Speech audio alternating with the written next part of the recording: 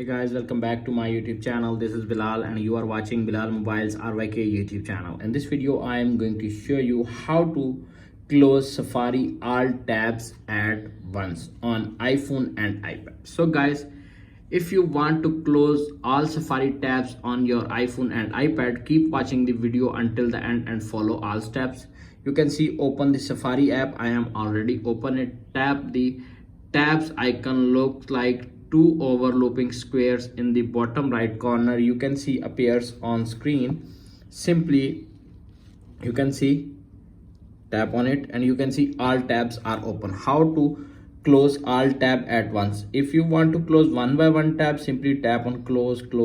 If you want to close all tabs, go back and tap on the settings app on your iPhone, iPad and iPod touch. Little bit scroll up and find Safari feature. Tap on it.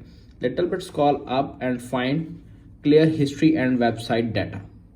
You can see clear history and website data. Tap on it. You can see appears on screen clear history, last hour, today and yesterday, all history. Simply and close all tabs. Simply toggle turn it on and all history, clear history and website data.